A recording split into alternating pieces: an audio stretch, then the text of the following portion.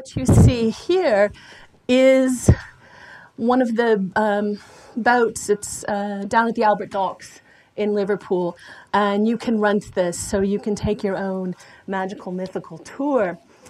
It's kind of fun.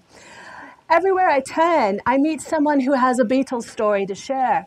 Whether it's the mother of one of my students recounting the concert she attended in Chicago, a student getting in my face and screaming, "I just saw Paul McCartney. It was the most incredible event of my life." Or absolute strangers sharing their memories of watching the band's debut on The Ed Sullivan Show. The Beatles have shaped who we are and who we become. I've been teaching World of the Beatles for 10 years, and I'm still trying to figure out why this band and their music have the ability to bring us to our knees. Part of the answer, I've learned, lies in the synergy created by the relentless musical explorations and the deep connections fans felt to them. Throughout the Beatles' metamorphosis, as many of you know, they kept their pulse synchronized with the psyche of their generation while never tuning out their musical peers. The fact that Brian Wilson, the Rolling Stones, and the Lovin' Spoonful were often nipping at their heels forced Lennon and McCartney to look within and to stretch the musical envelope farther than it had ever been expanded before. Fans, fellow musicians, and even critics were captivated by the formidable energy that cascaded through singles and albums and held spellbound as they listened to an ever-maturing dialogue on love, hope, vulnerability, and peace. But where did the Beatles acquire their humor, inspiration, and the drive to become the defining band of more than just one generation? The foundation for their sensitivity and creativity can be located in their childhood experiences in Liverpool.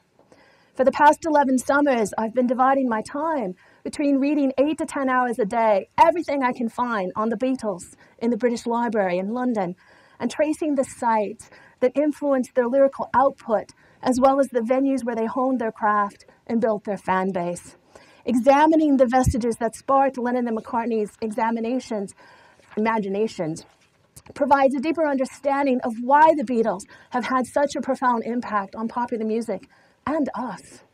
While Liverpool has changed in the 51 years since the Beatles left, their footprints are indelibly etched in the landscape. So what I want to do today is take you to Liverpool and the surrounding towns and chart that road to stardom that began in their childhood neighborhoods and schools and evolved from the small coffee bars, church halls, and town halls to the largest theaters and auditoriums. But retracing the Beatles' footsteps is at times a daunting adventure. Original sites are disappearing at an alarming rate. Understandably, much of the geographical landscape has evolved since the Beatles left Liverpool in 1963. As I ride the bus into the city center, I notice that Holyoke Hall, right, a popular dance hall during the first half of the 20th century, and where the Beatles played in 1961, has been partitioned into a pizzeria, a beauty clinic, a menswear store, and on the upper levels, apartments. Even the Oxford Street Maternity Hospital, where John Lennon was born, has been turned into an apartment complex. Some lucky person lives in the space where Beatles first drew breath and slept. Sometimes, though, that physical erasure comes as a shock.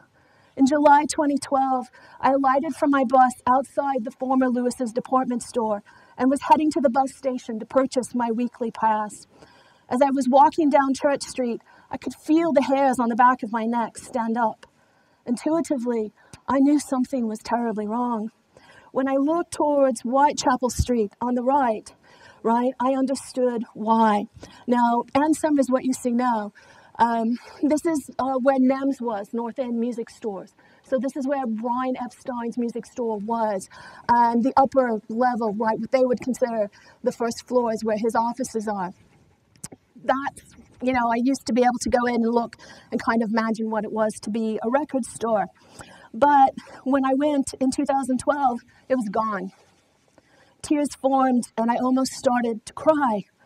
It was here that the Beatles listened to multiple spins of their favorite 45s as they were frantically writing down lyrics and chord changes, where copies of Mersey Beat, Bill Harry's music newspaper, was sold, and where Brian Epstein went out of his way to find every record that a customer wanted, including My Bonnie by Tony Sheridan and the Beat Brothers.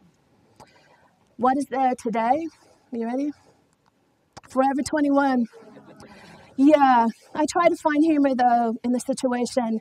Perhaps Forever 21 symbolizes the Beatles on the edge of international stardom and their unseating of Elvis as the world's foremost rocker. Less than a 5-minute walk from NEMS at 10 Matthew Street was the Cavern Club. So this is the original entrance to the Cavern, right? It was considered the Beatles' home and where they built their fan base. Liverpool residents recall its cave-like appearance and tell me if you went to an evening session, you were there for the entire night because it was so packed you could not move. They also acknowledged that when you left in the afternoon or in the evening, you were dripping with sweat and you smelled.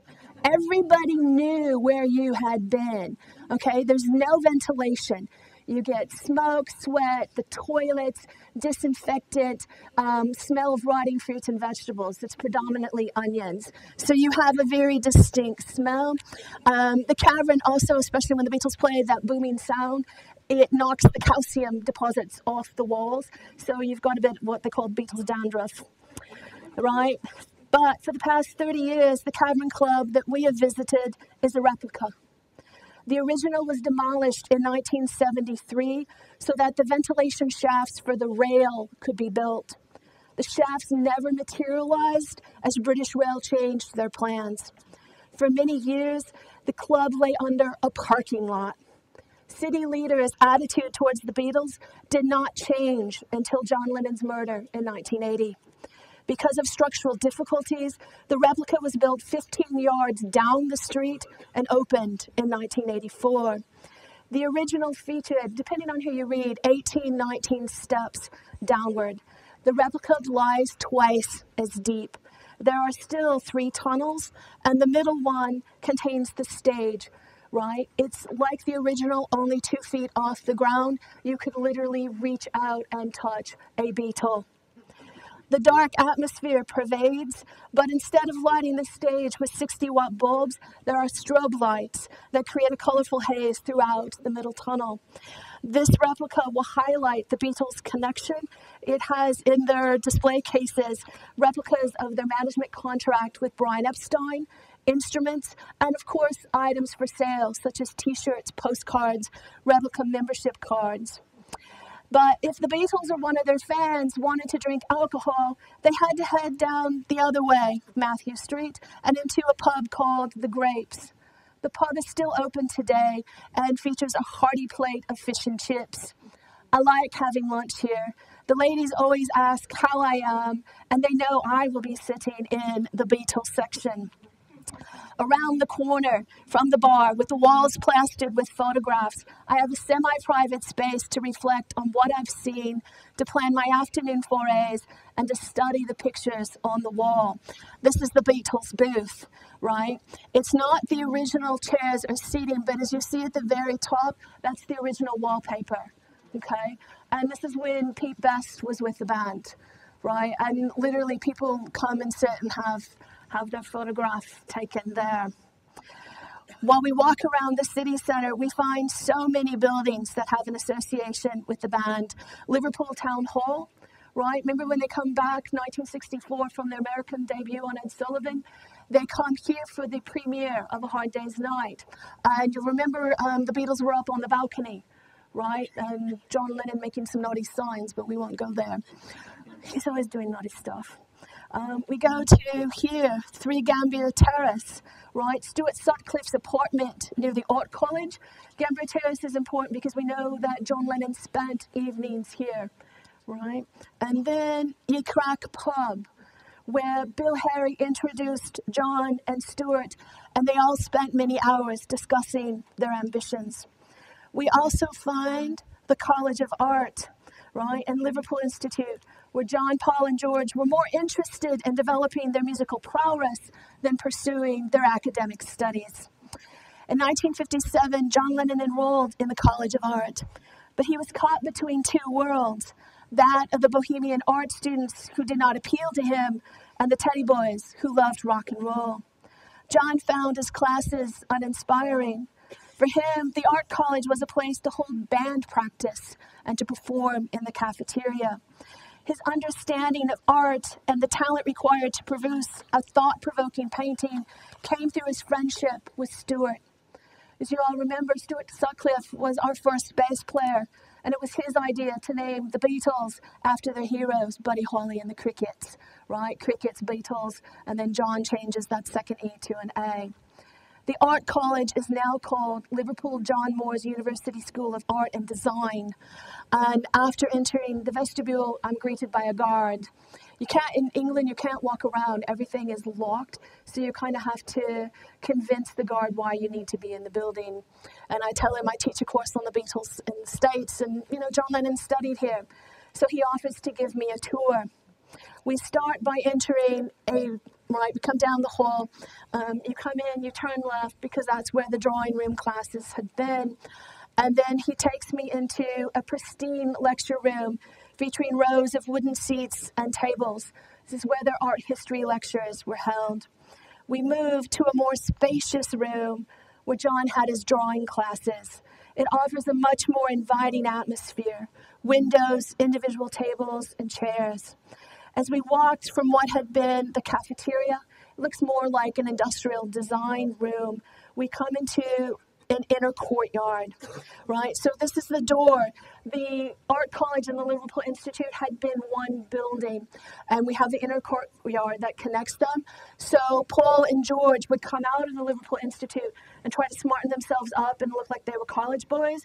And George Harrison looks like he's 12 years old, right? They'd walk across the courtyard into this door where they would hold band practice. They would either play in the cafeteria or they would find an empty classroom. Until 1890, the Art College and the Liverpool Institute had been one building. Opening as the Mechanics Institute in 1825 with the goal of educating the working class, the Liverpool Institute became a boys' school in 1837. Paul enrolled in 1953 and George in 1954. It's a prestigious boys' school, but not one that inspired either Beatle. Both would remember it as having a Dickensian environment.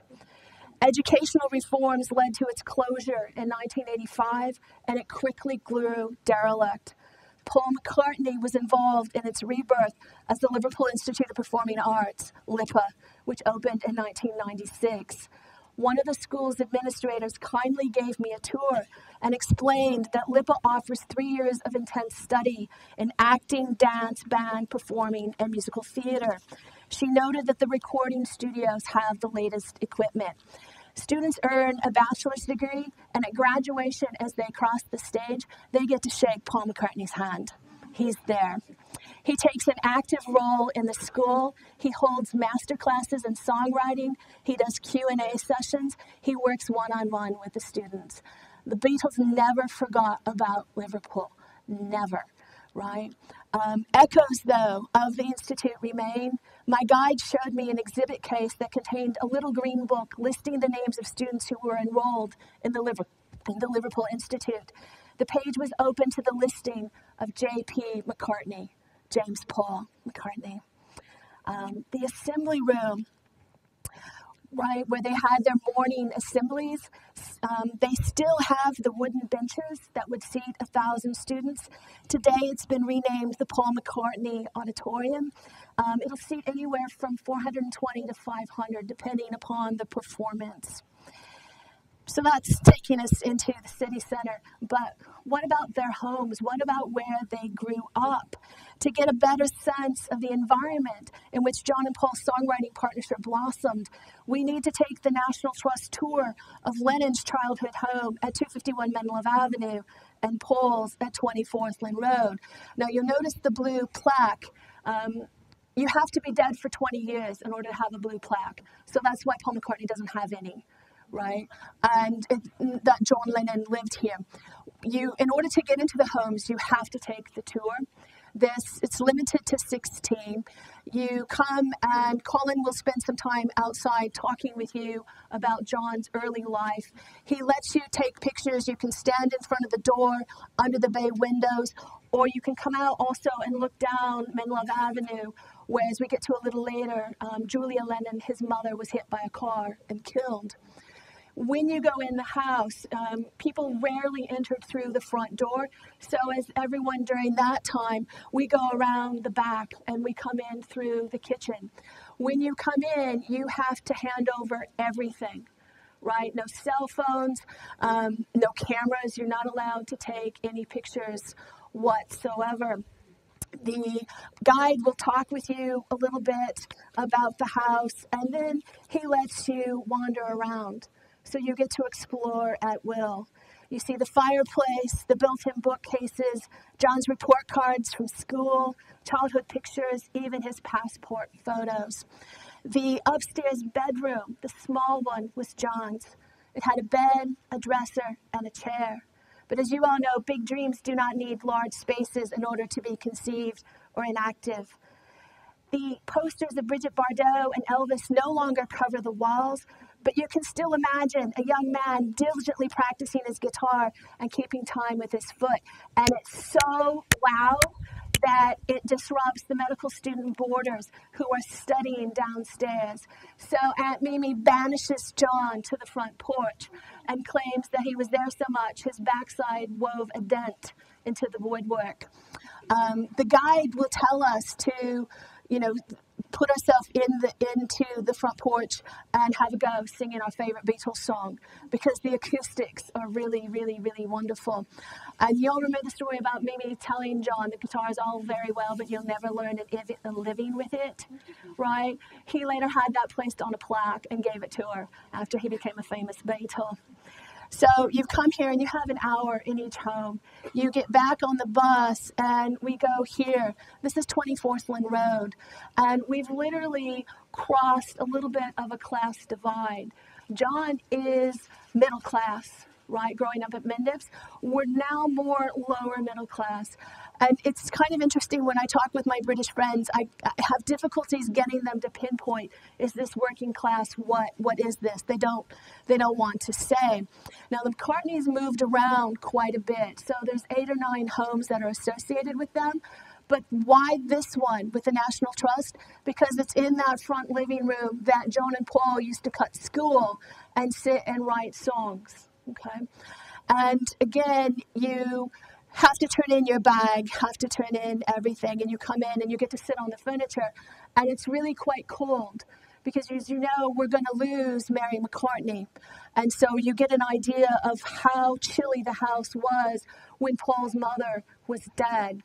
Now, another reason I learned why we have to turn in our cell phones, during one of the first trips there, the custodian told me he thought he was hearing an argument upstairs in Paul's bedroom. And he goes upstairs to investigate, and it's a very overexcited young woman who's screaming into her cell phone, "You won't believe where I am. I'm sitting on Paul McCartney's bed." Right? And we were allowed for a time to sit on the bed. They've now said that, trying to keep the bedspread clean, they no longer let us do that. But so we're no longer allowed to use our cell phones. Everyone gets a bit excited. Yeah. With George and Ringo's homes, you're pretty much on your own. I think we're moving more towards working class. This is 9 Arnold Grove, and we're up in Wavertree. So think about Penny Lane. Think about Paul's song, Penny Lane, and you really want to go up the top of the hill, down and around. So this is where George was born. It's 2 up, 2 down. So 2 rooms upstairs, 2 rooms on the ground floor. And of course, Louise Harrison, that front room is something that we keep pretty, that we keep spectacular, so we don't really use. Ringo, I really was on my own. And this is 9 Madron Street, and we are in the slums, or at least what had been the slums. And I was a little nervous because sometimes when I'm walking around Liverpool, I don't know if I should be walking in areas by myself.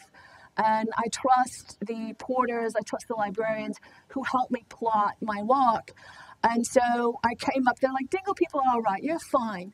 right? So I came up here, and again, this is where Ringo was born, or where he lived, 2 up, 2 down, right? And this looks nice. The last couple years, the whole street has been derelict. They were threatening to tear down all of the houses and rebuild, right? But Beatle fans got a little bit upset, and they're like, well, you can have all the other houses, but not Ringo's. You know, we can tear Ringo's down and put it up somewhere else. But a corporation that's sensitive to the Beatles has bought the area, so we know it's still going to be okay. More stories, though, come to light when we start exploring. This one is Admiral Grove. So when Ringo started school, 5, 6 years old, he moved here. And his parents, his mother and stepfather, will live here until 1965, until the Beatles fans or adoration just gets to be too much, right? And they have to go somewhere else. This takes us to Calderstones Park.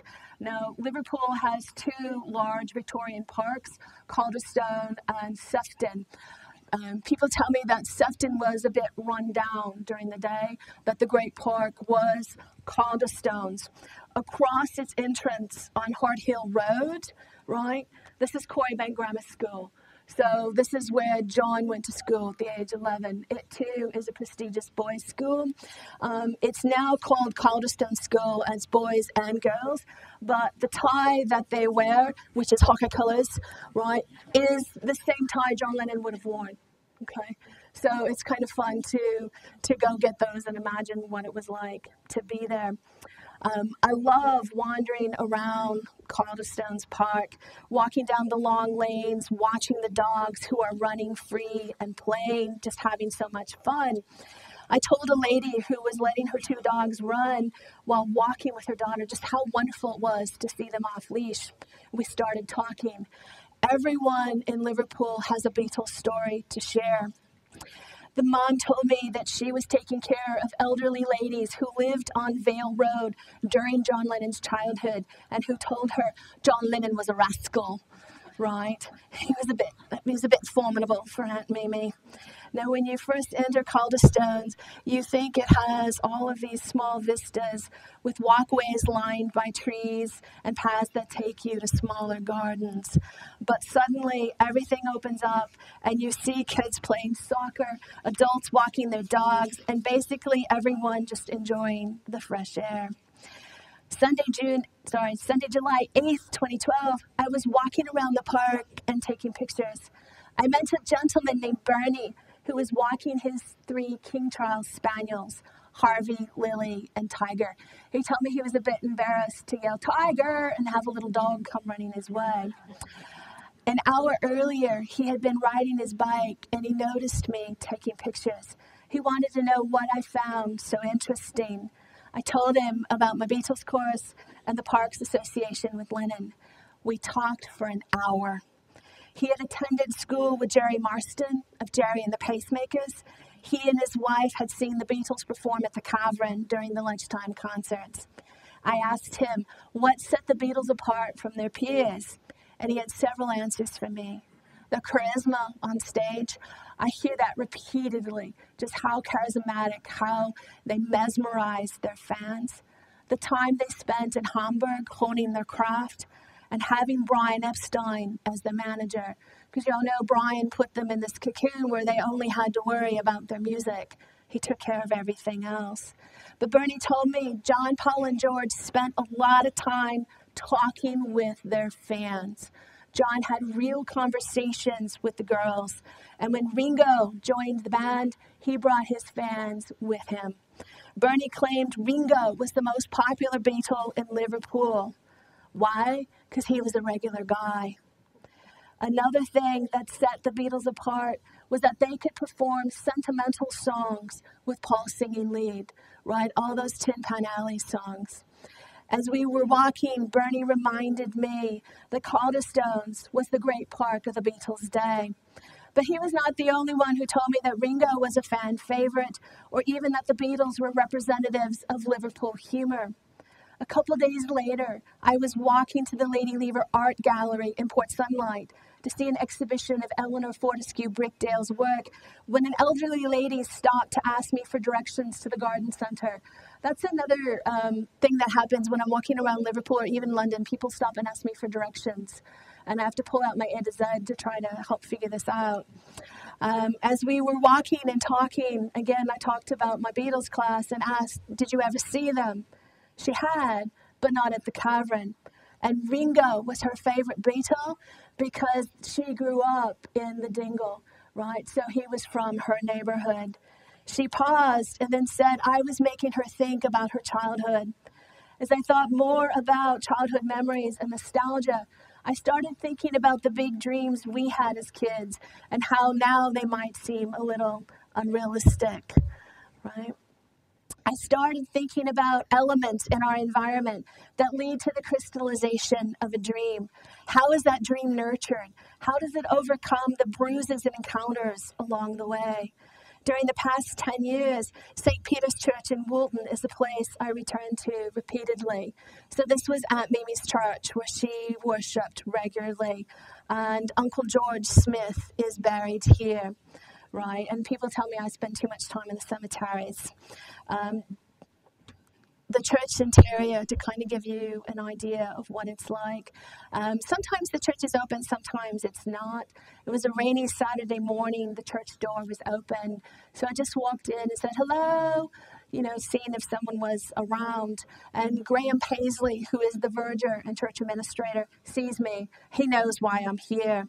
He kindly turned on the light so that the church interior will come alive with color. St. Peter's was built in 1886 and will hold 500 people. And here are the church pews, right? The choir pews where John would have sang when he was in the choir. We do know that he didn't pay too much attention to the service. He was being a bit naughty. Yeah. The cemetery, right, lies to the side and the back of the church. During my first visit, I remember walking around the cemetery when Graham came running my way, and I thought, oh my gosh, I'm in trouble. Was I supposed to have asked permission before entering the cemetery? And then I realized he was excited because he started yelling at me, you're looking for Eleanor Rigby, you're almost there, right? She's down right above Thomas Woods. Graham helped me walk across the cement bricks so that I could have a proper look at her gravestone. Immortalized in Paul's Eleanor Rigby, it's only in the last several years that we've learned more about Eleanor's life. She was born August 29th, 1895, dies at the age of 44 on October 10th, 1939. Eleanor was the granddaughter of John and Frances Rigby, the wife of Thomas Woods. She married late in life. She lived on Vale Road, right, so we're in the same neighborhood as John Lennon, and worked as a scullery maid at Liverpool City Hospital. Her name came back to the public's attention when a 30 November 1911 salary ledger bearing her name was up for auction. Annie Mawson claimed Paul McCartney had sent it to her after she had written asking for a donation for the Sunbeams Music Trust. Mawson said, I wrote a letter to Paul McCartney in 1989 on a pink paper asking for a donation to help provide music therapy to help children with disabilities. I just wanted him to know how much joy his music had brought, right? And so what does he send? He sends the ledger. Once word got out, journalists started looking for more details about Eleanor's life. We know, right, her real name is Eleanor Rigby Whitfield, and we're told that with the Rigby family line on the cusp of dying out, her grandfather appears to have insisted that she take his surname.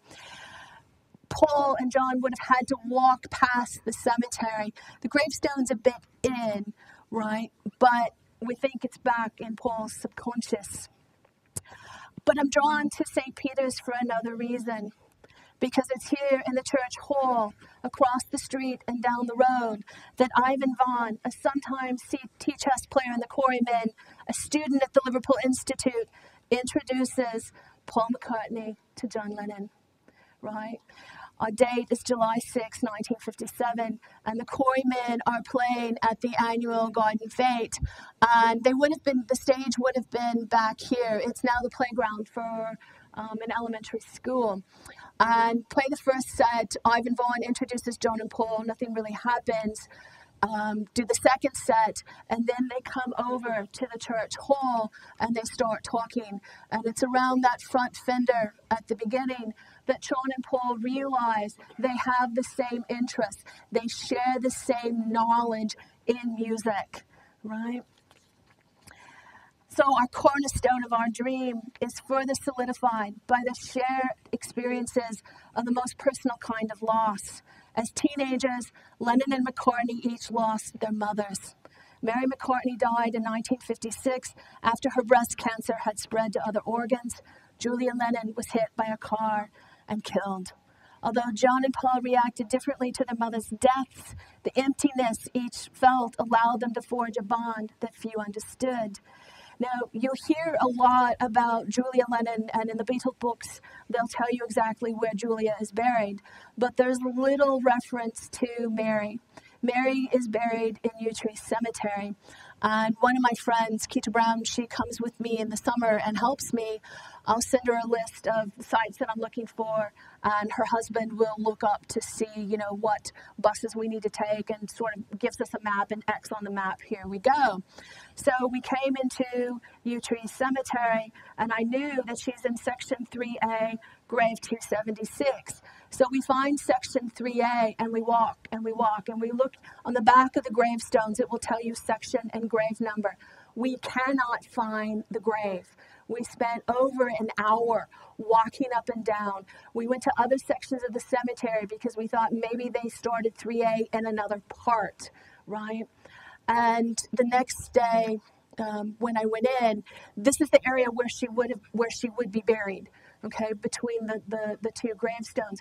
When I went into the public archives at the Picton Library, I talked with Kevin Roach, who is a librarian and a Beatles researcher, and he told me that when Mary McCartney died, the family didn't have the money to buy a proper gravestone, right? And when Paul became a famous Beatle, he didn't put one up because he didn't want Beatles fans turning it into a shrine. So she's in this unmarked area. It's a little different though with John. As you all know, John's formative years were marked by tragedy. After so many sessions of primal scream therapy, he finally admitted there was so much pain, I could never show it. When John was 14, his uncle George Smith died from a liver hemorrhage. At 21, he loses his close friend Stuart Sutcliffe. In 1967, Brian Epstein, the Beatles' manager and father figure, overdoses. But the most tragic loss is that of his mother, Julia. John was only 17. Raised by Aunt Mimi since the age of 5, he had spent, since he was like 12, getting reacquainted with Julia, listening to the latest Elvis and Buddy Holly records with her. She encouraged his love of music. She taught him what she thought were banjo chords, and she never tried to tame the rebel inside. On the evening of July 15, 1958, Julia leaves Aunt Mimi's house, and as she was crossing the street to wait at the bus stop, she's hit by an off-duty police officer who accidentally hits the accelerator instead of the brakes. Julia survived the accident, but died later at the hospital. John internalizes his grief. He never speaks publicly about the funeral. He rarely speaks about her death. She is buried in Ellerton Cemetery, and it's a rather large cemetery, and when you come in, it tells you the denominations, and it tells you each section. So I knew Section 38, I knew from my Beatle books, grave 805, and yet again, when I get there, I'm walking up and down trying to find where is Julia. It's an unmarked grave. It's just the red brick cross. When she died, Julia was a bit of a forward-thinking woman, and the family had always been rather traumatized by some of her actions. And so she was buried, and it wasn't until the 1990s that her two daughters learned where their mother was buried, and in the past couple of years have put up a proper grave. And a little more in terms of the cemeteries. We go to Stuart, right? While fans claim they never heard Stuart Sutcliffe play and that he possessed only the most rudimentary skills, he did teach John what it meant to be an artist in terms of dedication and self-sacrifice. He will die from a brain hemorrhage at the age of 21 in 1962 and is buried in the Hoyton Cemetery in Hoyton. The Beatles books, again, they tell you grave section, but you walk into the cemetery and there's nothing to help you. You have to kind of gauge by when he died and move to a section that deals with that time period. I'm still having difficulties, and a gentleman walked in, and I told him I was looking for Stuart's grave, and he said, okay, I think you need to move up a little further. You're a little too far back. I need to tend to my grandparents' grave, but when I'm done, I'll come help you. So I found Stuart, and you see the rock on the top, the tennis ball, nothing is real, right? And I shouted over that I found Stuart, and the gentleman came over and started talking to me, and it turned out that he had attended the Liverpool Institute with Paul McCartney. And he started talking about his daughter had written to Paul asking for help with an issue and dealing with the Liverpool Institute, and Paul helped. Paul does so many things behind the scenes. He's never looking for publicity. And it's really wonderful to hear what their memories are and what they have to say about that. The Beatles' fame and their heavy touring schedule led in 1963 to the relocation to London. We jump ahead, though, to November of '66, where the Beatles returned to the studio to record what Mark Lewison has boldly proclaimed the greatest pop rock single of all time, Penny Lane's Strawberry Fields Forever. Liverpool was never far from their mind. They were thinking about recording an album that focused on their childhood. The next single was to provide two very different looks at their favorite places. Perhaps channeling Lewis Carroll's Alice's Adventures in Wonderland, where Alice follows the rabbit down the rabbit hole, Lennon takes us to his sanctuary, Strawberry Field. During his childhood, Strawberry Field was a Salvation Army children's home. It was an orphanage, where the surrounding woods was where John retreated to a place where nothing is real and nothing to get hung about. The wooded area provided a safe refuge where no one judged, made incessant demands, or ridiculed his artwork. In Strawberry Fields Forever, John created an inviting setting where we have the time and space to determine who we are and where we fit in the world. Strawberry Field is a popular destination for Beatles fans. It's on Beaconsfield Road, and you've got the Beatles taxis, the Magical Mystery Tour bus coming. What's upsetting now is that in 2011, this is the original gates, but in 2011 they were replaced by an exact replica. And the fans, this is one of the most popular spots. You can see they write graffiti on the pillars. They even collect leaves, which is kind of interesting. And I was also noticing they'll chip the paint. And it's kind of, it's not the original paint, and I don't know how you get that through customs, but that's another thing to look about, right? And sort of the leaves, right? I mean, it's just such a beautiful area to be. With Penny Lane, Paul tells us a story about the business district and the people who are going about their daily business. We meet the barber, the banker, children, the fireman, and the nurse. He recreates the sights and sounds to help us see the blue suburban skies that are not dimmed by the rain. Paul gives us concrete images that to this day we can reach out and touch. The shelter in the roundabout has been rechristened Sgt. Pepper's Bistro. In the 11 years that I've been there, it's never been opened. This photo's a little old because this summer they had tarps, so we're getting there. They had to get zoning permission. They had to create a second level, right, so that it can be that more people can get in. If we move to the right, so we're in the roundabout, we move to the right, we get the Lloyd's Bank. Okay, so the banker and the Mac. If I come around the other way, if I come around the other way, this was Bioletti's. Remember the barber shop? And if you saw Frida Kahlo's the new documentary about the Beatles fan club secretary. John, Paul, and George would have their hair cut here. Frida would come up and collect the hair off the floor because Beatle fans were writing to the fan club asking, can I have a lock of John's hair? Can I have a lock of Paul's hair? Right? And so she sort of followed them around. This Penny Lane business district lies at the heart of what I consider Beatleville. If we broaden the scope in concentric circles, we find their childhood haunts and early stopping grounds. And I always thought, Penny Lane, Strawberry Fields, that was the connection.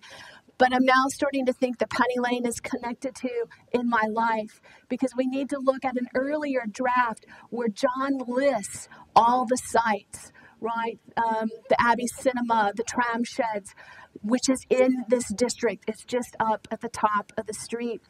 As we go up, I keep getting ahead of myself.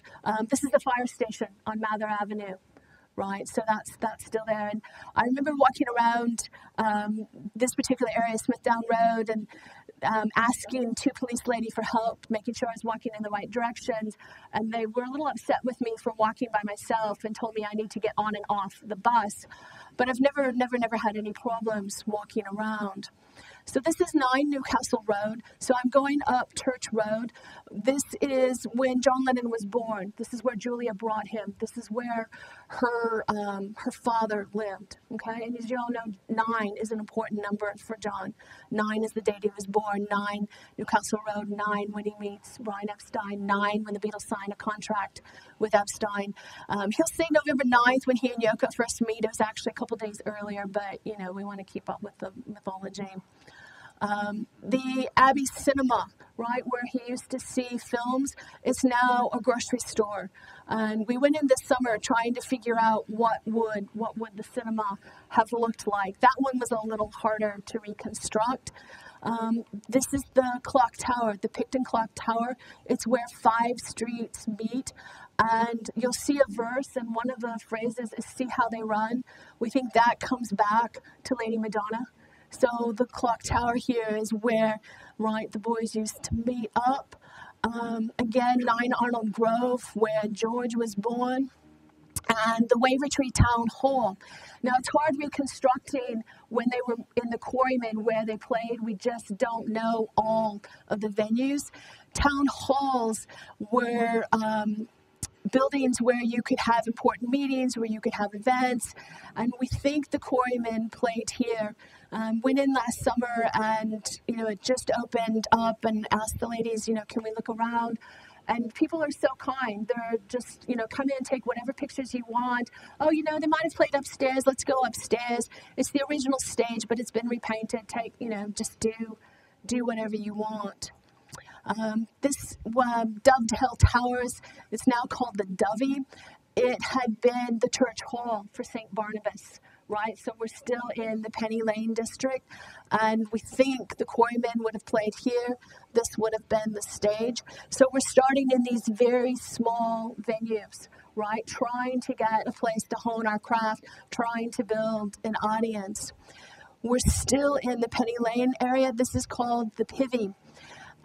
It had been the Pavilion, and it's now a bingo club, right? So you walk in, and it's my friend Kita in the back. So I know the pillars in the back are original.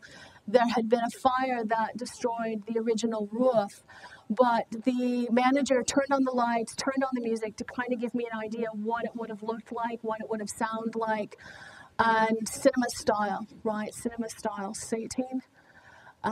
As you're walking around, I'm still in this area. This is Tuxteth Cemetery.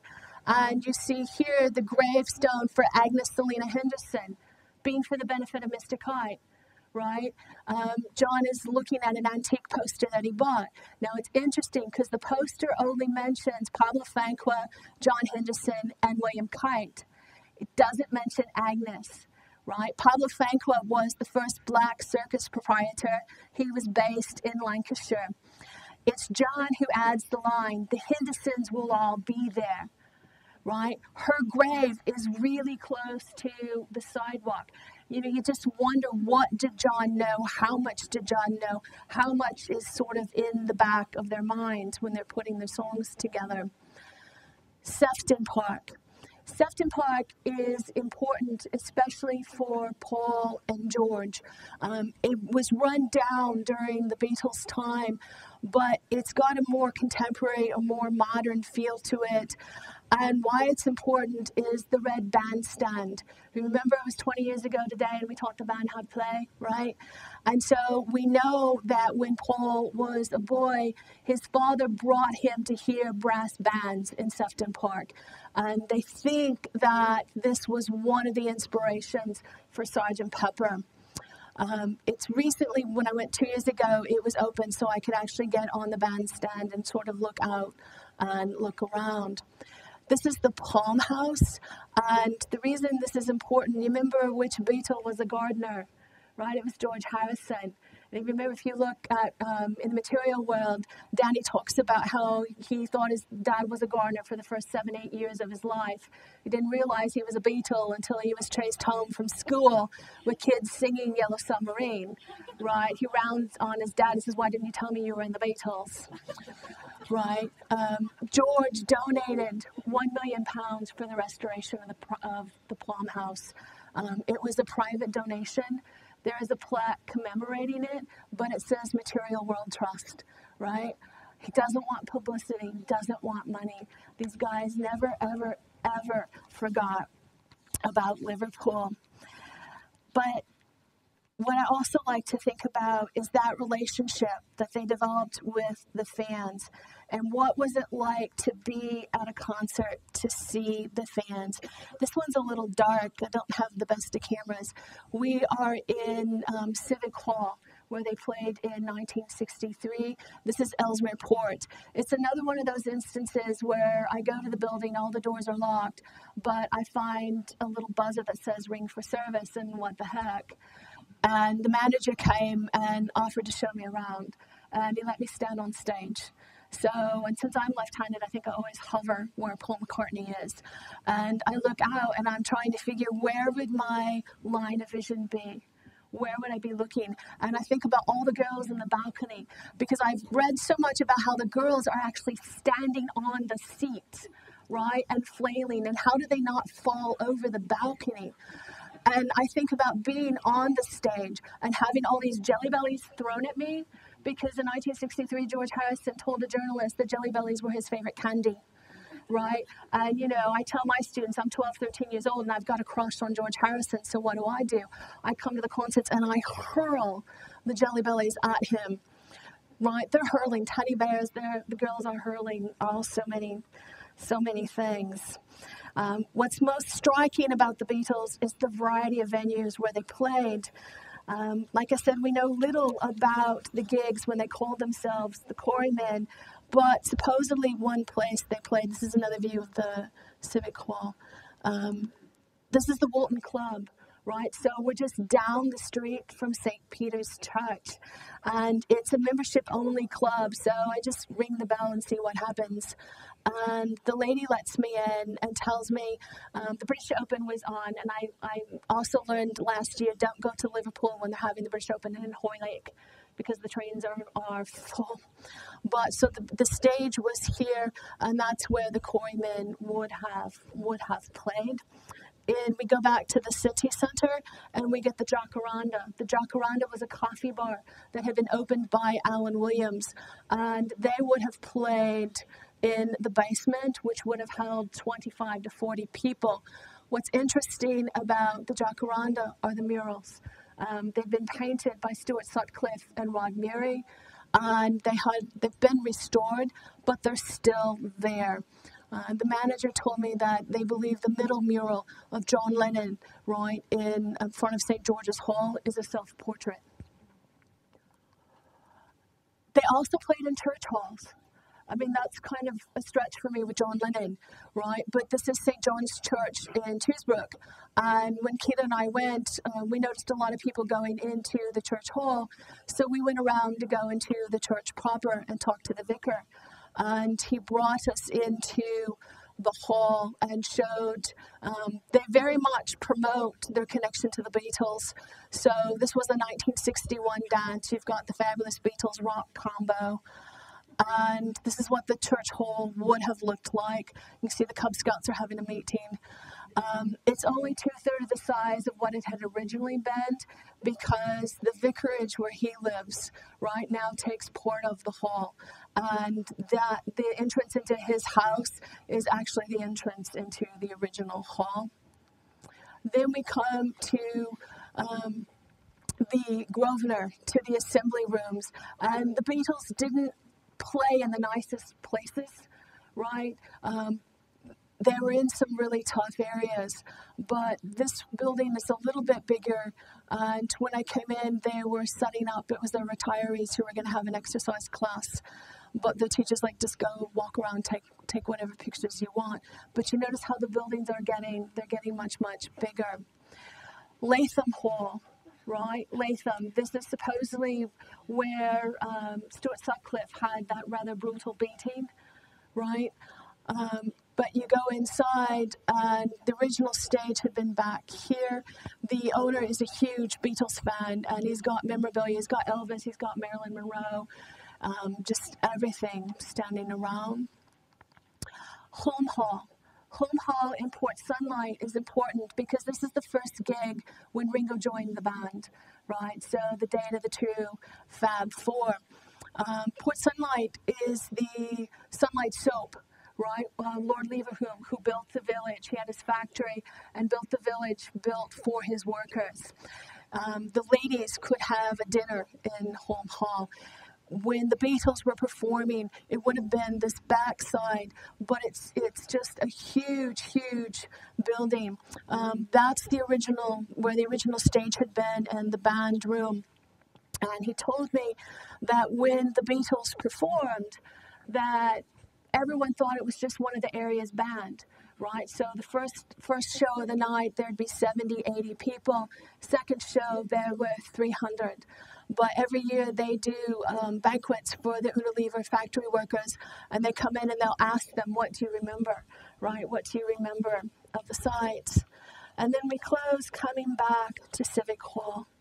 It's about a 10-minute walk from the train station. It's a formidable looking building, and of course all the entrances are locked.